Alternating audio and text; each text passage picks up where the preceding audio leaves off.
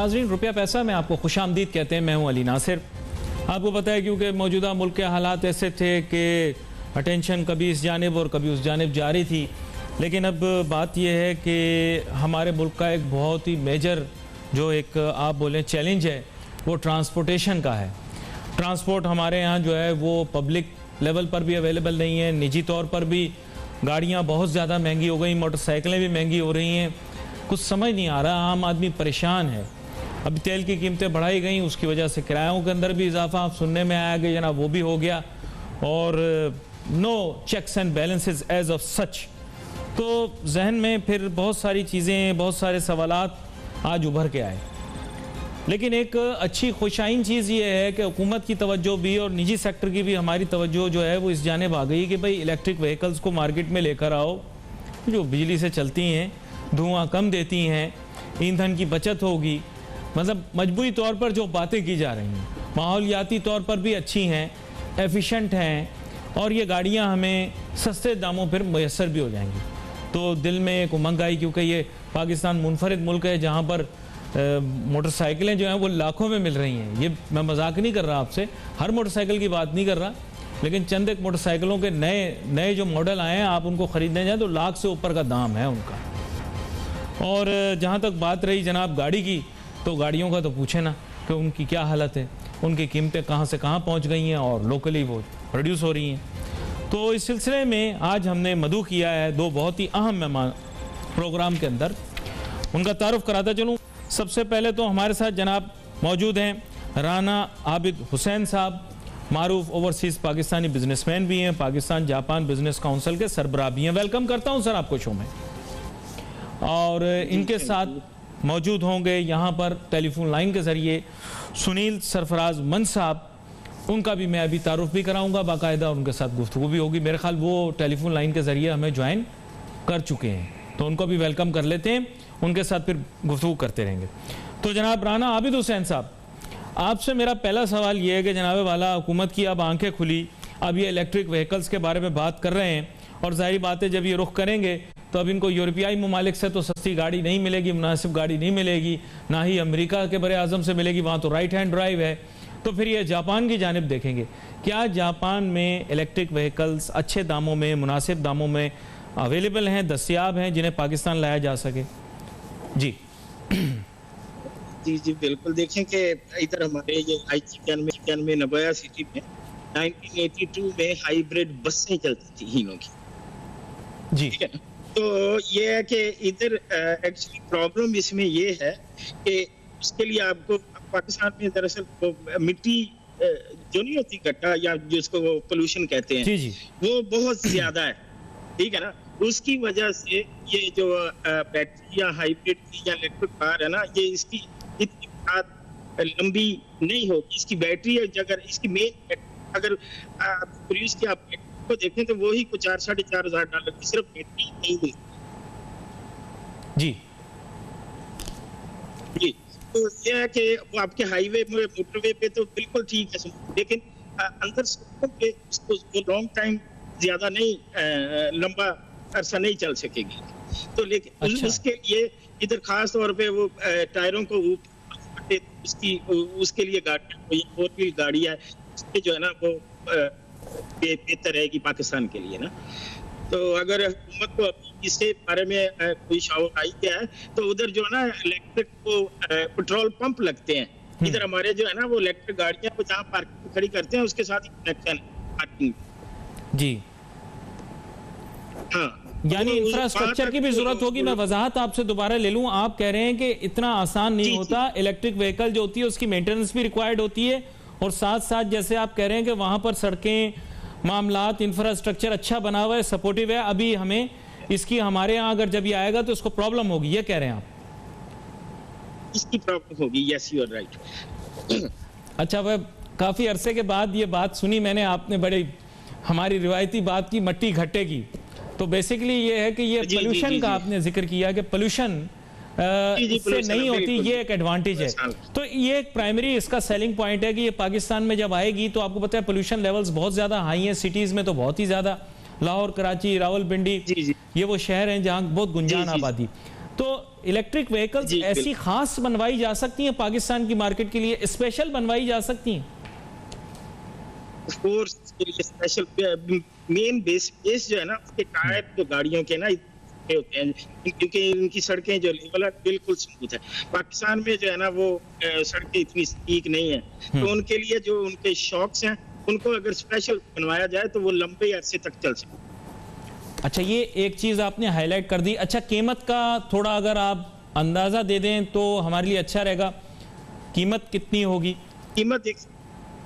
कीमत इसकी जो 0 मीटर इधर मिलती है ना गाड़ी 660 सीसी की जो है ना, वो हाइब्रिड में जो मिलती है वो तो 13-14 हजार डॉलर की, उसके पाकिस्तान का रुपये का पता नहीं, तो उसको कन्वर्ट कर लें। और जो 1000 सीसी की है वो 20,000 डॉलर की इधर से मिलती है। तो मेरे ख्याल से हुकूमत यूज्ड की जानिब जा सकती है, लेकिन एक छोटी सी ब्रेक लेंगे, वापस आएंगे, फिर हामिद हुसैन साहब के साथ भी बात करेंगे, सुनील सरफराज मंच साहब के साथ भी बात करेंगे। Let's take a short break.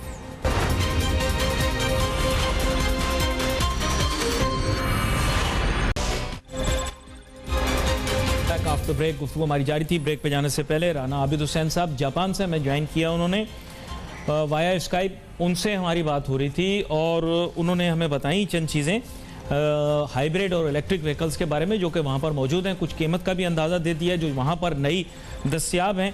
फिर उसके बाद पाकिस्तान में पहुँचने के बाद क्या कीमत बनेगी, इसके बारे में भी डिस्कस करेंगे। सुनील सरफराज मंच साहब जो कि ऑटो सेक्टर के अंदर एक एक्सपर्ट समझे जाते हैं, पाकिस्तान के अंदर ऑटोमोबाइल रिव्यूज़ हों या ऑटोमोबाइल्स की पॉलिसीज़ हों, इस पर बड़ी महारत रखते हैं। इनको वेलकम करते हैं शो में और मैं अब इनसे राय जानना चाहूँगा। सुनील सरफराज मंच साहब, आपने ऑटो पॉलिसी को स्टडी किया, मैंने सोशल मीडिया पर देखा, आपने इस बारे में गुफ्तगू भी की, लेकिन बात यह है कि ये जो इलेक्ट्रिक व्हीकल और हाइब्रिड के लिए ख़ास पॉलिसी तरतीब देनी चाहिए थी, आपके ख्याल से क्या ये मौजू है?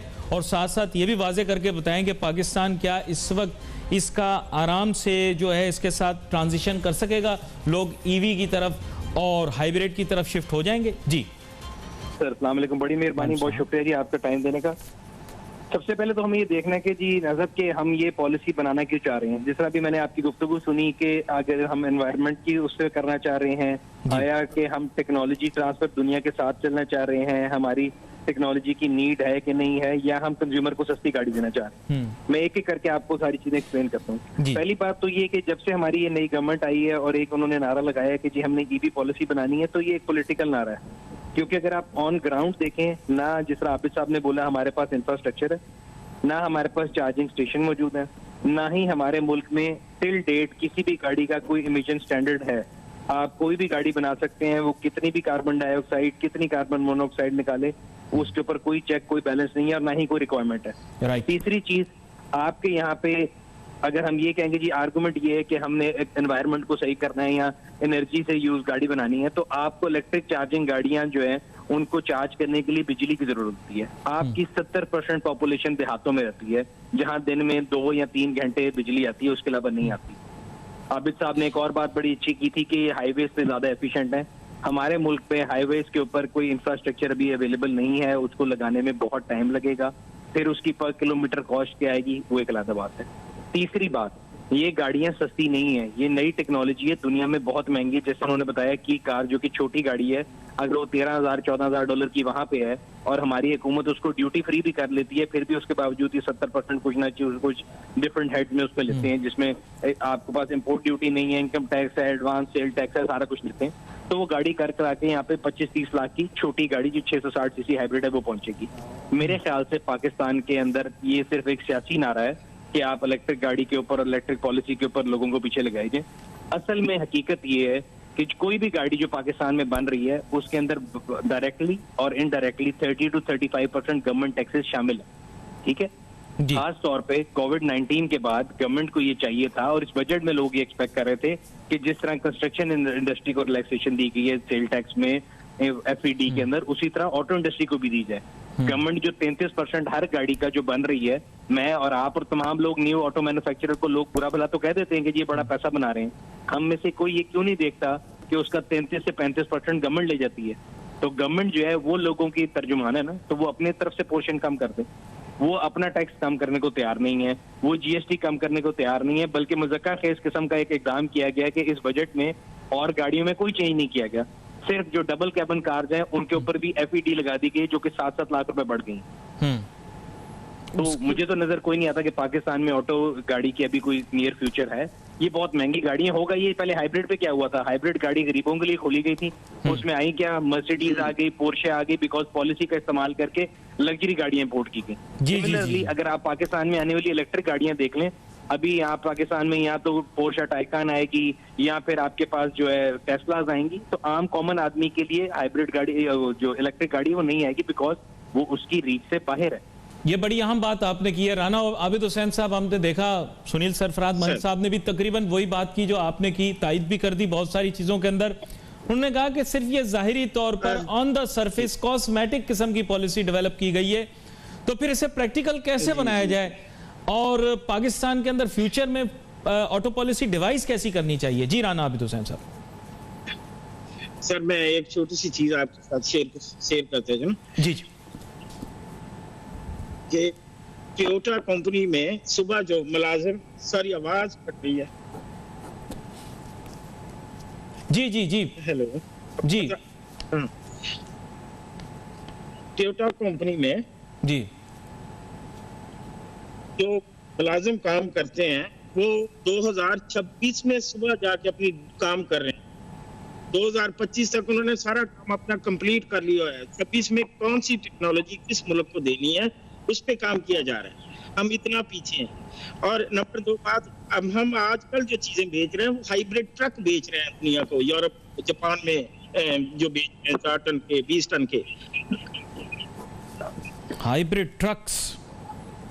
जी हेलो जी जी जी, मुझे आवाज आ रही है, आप गुफ्तगू जारी रखें। जी राना आबिद हुसैन। तो सर ये इधर में जो है ना वो बहुत अपनी सड़कों को साफ करते हैं और वो बैटरीज, अगर ये नई टेक्नोलॉजी उधर पाकिस्तान में शिफ्ट करनी है तो उसके लिए पहले कई चीजें तैयार करनी चाहिए। ऑलरेडी उसको देख के उसको लाने के लिए उसको पहले अपनी जो पार्किंग इंतजाम, ये चीजें उनको ठीक करना चाहिए। उसके बाद ये टेक्नोलॉजी हम उधर ला सकते हैं।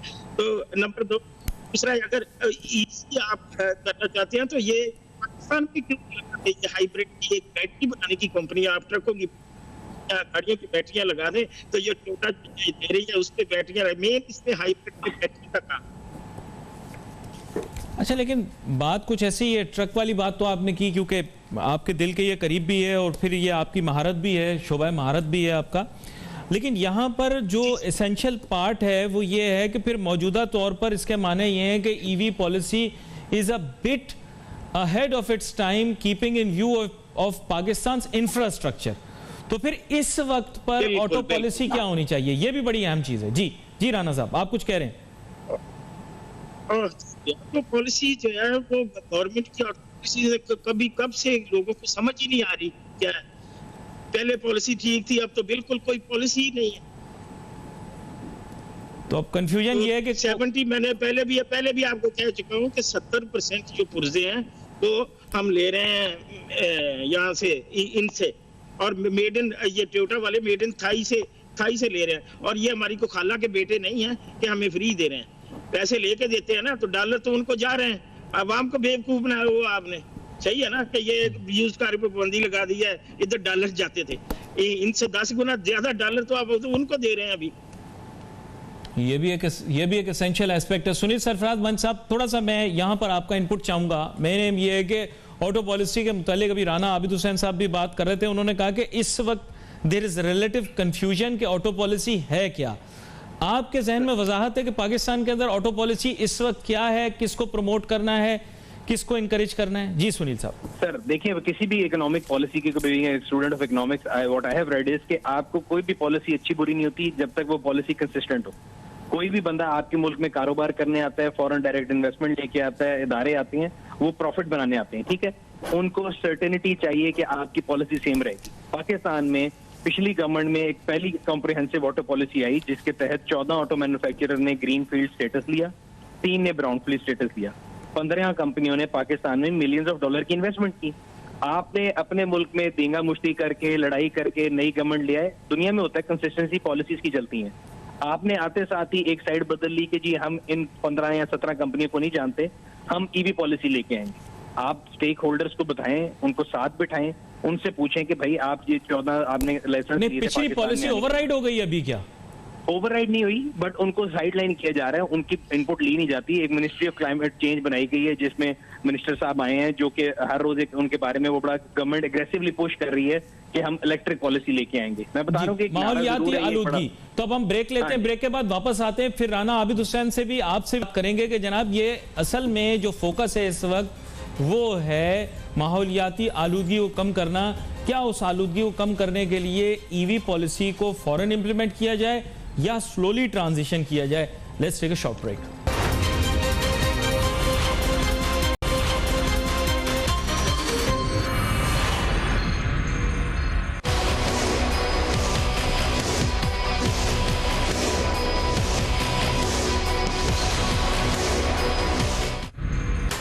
नाज़रीन welcome back after break. Break पे जाने से पहले हमारी बात हो रही थी, सुनील सरफराज मंच साहब ने बड़े ऐसा तरीके से बताया कि consistency in policies is very necessary, ताकि कोई भी पॉलिसी अगर कामयाब हो उसके अंदर एक कंसिस्टेंसी होना ज़रूरी है, उसकी इम्प्लीमेंटेशन में, उसकी थिंकिंग में, उसकी प्लानिंग में।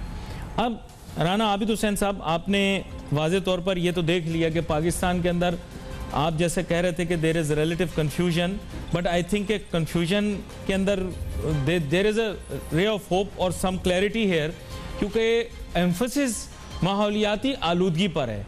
और कॉस्मेटिक भले ये हो, लेकिन जाहिर बात है बैरूनी ममालिक से भी प्रेशर होगा। पाकिस्तान के अंदर माहौलियाती आलूदगी बहुत ज़्यादा है।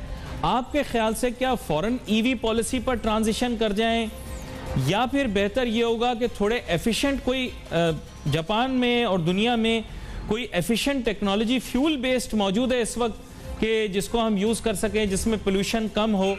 तो इस पर थोड़ी वजाहत करें, क्योंकि ऐसी गाड़ियां पहले आ जाएं विच पोल्यूट लेसर, और फिर उसके बाद आहिस्ता आहिस्ता we can transition into electric vehicles. क्या कहते हैं आप?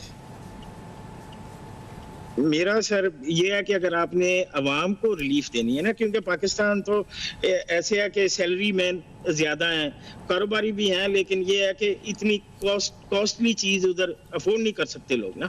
तो उसके लिए सर हमें जो है ना इस पॉलिसी को चेंज करना होगा।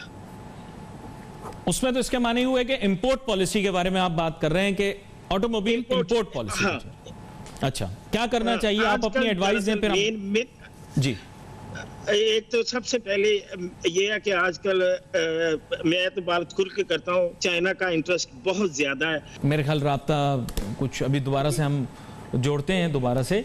सुनील सरफराज मंच साहब, मैं अब आपकी जानिब आता हूँ।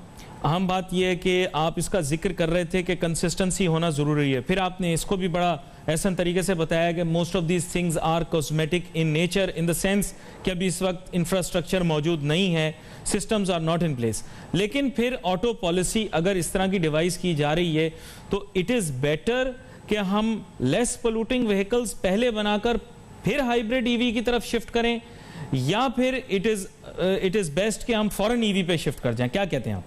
सर सबसे पहली चीज है, सबसे इंपॉर्टेंट, आपने बड़ी अच्छी बात की है कि देखें व्हीकल इतनी पोल्यूटिंग नहीं जितना आपका फ्यूल है। तो आपको ये जान के खुशी होगी कि पहला कदम बड़े सालों से नहीं लिया जाएगा। पूरी दुनिया में डीजल एंड पेट्रोल जो है वो यूरो 5 स्टैंडर्ड के अवेलेबल है। पाकिस्तान में euro 2 is the maximum available. और वो ये जो मैं आपको बता रहा था, क्लाइमेट चेंज के जो मिनिस्टर है उन्होंने एक ट्वीट किया है जिसके मुताबिक 1 जुलाई से पाकिस्तान में आपको यूरो 5 पेट्रोल मिलना शुरू हो जाएगा और 1 जनवरी 2021 से आपको यूरो 5 डीजल मिलना शुरू हो जाएगा। तो इसकी एग्जांपल ऐसी है कि आप हमेशा हम लोग ये कहते हैं, अगर इंसान की भी बात करें कि आप जैसी खुराक खाएंगे वैसी आपकी आउटपुट होगी। सिमिलरली मशीन्स जो हैं वो दुनिया जहान में जो मशीन्स बन रही हैं उनके पोल्यूशन स्टैंडर्ड लेवल जो है वो डिपेंड करते हैं उस चीज पे कि आप उनके अंदर क्या फ्यूल डाल रहे हैं। जी। तो मेरे ख्याल से ये बहुत अच्छा कदम है अगर हम वाकई इस पे आ जाते हैं कि बड़े अरसे से हमारे यहाँ पे गाड़ियों के अंदर ये मसाइल जो है फ्यूल की क्वालिटी की वजह से, which is the right step. दूसरा इंपॉर्टेंट स्टेप ये होगा कि हम अपने इमिशन स्टैंडर्ड को डिफाइन करें, हम उनको प्रैक्टिकली इंप्लीमेंट करें। आप और मैंने सड़कों पे कराची में W11 चलती हुई देखी हैं, उनके पीछे धुएं के बादल होते हैं। ठीक है, तो इमिशन स्टैंडर्ड कहाँ है? दुनिया को दिखाने के लिए ट्रैक्टर के पेड़ मार देंगे दुनिया के मुंह पे, लेकिन हमारे लोग तो मर रहे हैं पोल्यूशन से। हमारे यहाँ पे फॉग स्मॉग किस हद तक हमारे बच्चों के फेफड़ों में जा रही है। तो हमें चाहिए कि हम इमिशन स्टैंडर्ड डिफाइन करें, उनको प्रैक्टिकली इम्प्लीमेंट करें। नहीं तो बाद जाके इस हम कार्बन गाड़ी- फुटप्रिंट को एसेंशियली मेरा कहने का मकसद ये है कि कार्बन फुटप्रिंट को इमीडिएटली जीरो तो नहीं किया जा सकता। आप बिलीव करते हैं कि ये ऑर्गेनिकली आहिस्ता आहिस्ता कम की जाए, या आप एक झटके में इसको कम कर दिया जाए, उसमें एग्री करेंगे गवर्नमेंट पॉलिसी के साथ? सर मैं तो ये बात कहूंगा, देखिए अब पाकिस्तान में जितनी ऑलरेडी मशीन मौजूद हैं, इतने सालों से जो गैसोलीन इंजन चल रहे हैं, आप ओवरनाइट उनको रिप्लेस नहीं कर सकते, पहली बात। सेकेंडली, जब आप इलेक्ट्रिक ले भी आएंगे तो मेरे मुताबिक पाकिस्तान के 70% गाड़ियां फिर भी नॉन इलेक्ट्रिक रहेंगी जो कि देहातों में चलती हैं। सो आप कभी भी 100% इलेक्ट्रिक पे नहीं जाते। अच्छा, यहाँ पर सुनील साहब, I think that they are seeing the success of rickshaws where they saw that the sudden transition took place in rickshaws, जहां पे 2 स्ट्रोक तकरीबन अब खत्म हो चुके हैं, कहीं कहीं हो तो मैं कुछ कह नहीं सकता। इसी तरह perhaps they are imagining in cars as well. मैं दोबारा आपकी जानिब आता हूं। राना आबिद हुसैन साहब, I hope you joined back. मैं जो बात कर रहा था वो यही थी कि अभी सुनील साहब भी बात कर रहे थे कि पाकिस्तान का जो मेजर इशू आ रहा है वो एक तो फ्यूल का भी है, साथ साथ जो हैवी व्हीकल्स हैं वो तो अभी भी डीजल पर हैं। तो वो हैवी व्हीकल्स की पॉलिसी आपके ख्याल से आज बना ली जाए, ट्रक्स के लिए पहले वर्क कर लिया जाए, फिर कार्स पर भी वर्क कर लिया जाए, क्या कहते हैं आप? अभी तो हैवी मशीनरी जो है ना वो सारी वो भी हाइब्रिड आ रही है। ये कमत और हिटाची जो है ना वो नई जो अभी लेटेस्ट मशीनरी अभी आ रही है, इधर जापान में भी और दूसरे मुल्कों में भी दे रहे हैं, वो सारी हाइब्रिड है और इलेक्ट्रिक मशीनें हैं जी। हाँ, तो उसके लिए अभी आपने पॉलिसी ना बनाई, लेकिन इसमें मैं बार बार ये कह रहा हूँ कि आजकल जो चाइना का इंटरेस्ट है ना वो पॉलिसी जो है ना वो सब उनकी मशावरत से किए जाते हैं, और ये किसी भी मुल्क के लिए ठीक नहीं है, किसी पाकिस्तान को छोड़ के किसी मुल्क के लिए ठीक नहीं है कि सिर्फ एक ही तरफ देखें। ये आई एग्री विद यू, बिल्कुल सही कह रहे हैं आप। और आप अगर अफ्रीका को कॉपी करें ना सर, अफ्रीका के कई मुल्क हैं उन्होंने बॉन्ड बनाए हुए हैं, लाइक अपनी कंट्री में पोर्टों पे उन्होंने बॉन्ड बनाए हुए हैं और बॉन्ड बंदों को दिया हुआ है, उस बॉन्डों के अंदर ही कस्टम के ऑफिस बने हुए हैं, जाके उधर ही जाए, आपने जो खरीदने उधर ही कस्टम उसी वक्त आप पे करें, चाहे चेक करें, ड्राफ्ट करें, कैश दें, वो कस्टम उसी वक्त लेके कस्टम ऑफिसर एक एक बैठा हुआ है, ठीक है ना। उसमें ये है कि बिल्कुल, और करप्शन भी जो है ना एटलीस्ट 0 पे।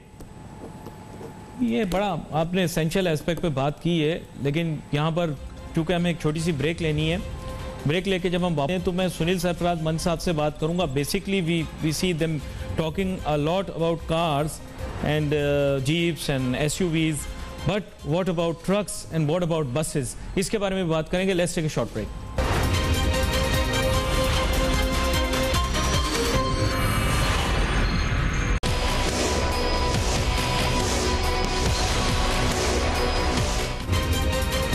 नाज़रीन, welcome back after the break. Break पे जाने से पहले बात हो रही थी और फिर जाहिर बात है हमारी कोशिश ये होती है कि थिंक टैंक की तरह मसले के हल की जानिब जाया जाए। अभी देखें, हाईलाइट हो गई चीज़, अब मालियाती आलूदगी के ऊपर बात आई, फिर उसके बाद हमने आइडेंटिफाई किया कहाँ कहाँ क्या क्या चीज़ें हैं जिनको बेहतर किया जा सकता है। राना आबिद हुसैन साहब ब्रेक पे जाने से पहले बता रहे थे कि जनाब वहाँ पर हाइब्रिड टेक्नोलॉजी इंट्रोड्यूस हो चुकी है जापान के अंदर, तमाम नई गाड़ियाँ, हैवी मशीनरी वगैरह ये सब जो है हाइब्रिड पे आ रही हैं। अब सुनील सरफराज मंच साहब, आपने भी बड़े जो कहते हैं कॉन्फिडेंस के साथ कुछ चीज़ें जो हैं वो एक्सप्लेन की हैं, लेकिन अब बात यह है कि जो चीज़ आपने हाईलाइट कर दी वो यही है कि पोल्यूटिंग व्हीकल्स को सबसे पहले एड्रेस करना है। सबसे ज़्यादा हमारी इन्वायरमेंट को जो व्हीकल्स रोड पर पोल्यूट करती दिखाई देती हैं, आँख से, हमारी जो आइज से हमें दिखाई देती हैं, वो हैं जनाबे वाला ये ट्रक्स और ये बसेस जो कि अभी भी डीजल पे चल रहे हैं और इनके इंजन शायद 20, 30, 40, शायद 50 साल पुराने हों। तो इनको पहले रिप्लेस करना चाहिए आपके ख्याल से, या पहले कार्स को, मोटर बाइक्स को चेंज करना चाहिए? क्या कहते हैं आप? सर बेसिकली करना इन्हीं को चाहिए, अगर नंबर वाइज भी देखा जाए, बिकॉज कमर्शियल गाड़ियां कम होंगी और वो ज्यादा लोगों को एक टाइम पे कराती हैं सफर भी, इसकी वजह से वो काम है, प्लस उनके ओनर भी लिमिटेड है, तो उन पे इम्प्लीमेंट करना आसान है। And luckily government is train enough के गवर्नमेंट की जो पॉलिसी है उसमें भी वो ये कह रहे हैं कि पहले फेज में वो कमर्शियल गाड़ियां सबसे पहले 3 व्हीलर से शुरू कर रहे हैं, then will go to 4 wheeler, और उसके बाद वो प्राइवेट गाड़ियों पे आना चाहते हैं। तो I think in that way they are in direction, और यहाँ पे गवर्नमेंट सही काम कर रही है, तो मुझे कोई उसमें वो नहीं है कि मैं बिला वजह उनके अगेंस्ट बात करूं या उनको सराहूं ना। तो as far as this is concerned, I think they are on right track कि वो पहले कमर्शियल को ही करना चाहते हैं। चलो, ये एक अच्छी चीज हो गई। राना आबिद हुसैन साहब, अब कब भेज रहे हैं आप ट्रक और बसें हमारे यहाँ? जो कि माहौलियाती आलूदगी कम पैदा करेंगी, ताकि हम लोग तैयार हो जाएं। जी, आप सुबह ही आके ले सकते हैं। ये ट्रक मैं आज 10 ट्रक बेच के आया हूँ, हाइब्रिड वाले जी, 4 टन के, ठीक है ना। तो ये है कि आप सुबह आके इधर मार्केट में हर चीज अवेलेबल है, लेकिन ये है कि अपनी इधर अगर कोई 20 लाख की है तो उस पर तो 1 करोड़ ड्यूटी लगा देते हैं। हाँ, लेकिन अभी तक आपको पाकिस्तान से कोई ऑर्डर्स नहीं मिले एज ऑफ सच, अभी एज ऑफ टुडे। जापान देखें 220 मुल्कों को एक्सपोर्ट करता है जी, तो पाकिस्तान खुद लेना ही नहीं चाहते। वो अपने आप को खुद को बंदा ठीक करना चाहे ना, तो पहले आदमी ठीक करे तो फिर हुकूमत को भी जो है ना पॉलिसी को अच्छी बनानी चाहिए ना अपने लोगों के लिए। हमें दुनिया के साथ जो है ना, हम 100 साल पीछे हैं भाई। 100 साल पीछे? हाँ जी, मैं अभी गाड़ी में बैठा हूँ, ये आपसे बात स्काइप पे आया था, मैं बात कर रहा हूँ, मेरी गाड़ी में इसमें मसाज भी लगी है। ये 5000 सीसी की हाइब्रिड गाड़ी है और ऑटो पायलट है। इसको ना स्टीयरिंग को हाथ लगाने की जरूरत है ना वो पाँव को। और अभी नई टेक्नोलॉजी जो आ रही है, अभी 6 महीने बाद जो आएगी, उसको बताना है। तो गाड़ी खुद बोलेगी कि मैं लेफ्ट मुड़ जाऊँ, मैं कहूँगा जी हाँ लेफ्ट हो जाऊँ, वो हो जाएगी, राइट हो जाऊँ। तो ये है कि आपको बताया, उसके साथ हमें वो चीजों को भी चेंज करना होगा। हम 100 साल पीछे, अगर अभी ना कुछ सोचा तो फिर और पीछे हम अपनी अगली नस्ल को क्या दे सकते हैं भाई।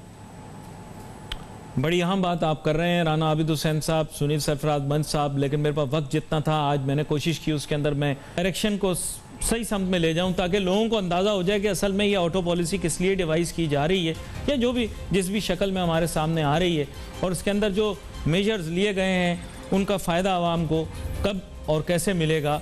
तो उसके अंदर मेरे ख्याल से बहुत सारी चीज़ें आ गई। दोनों मेहमानों का शुक्रिया अदा करता हूँ। अली नासिर, हमारी टीम को इजाज़त दीजिए।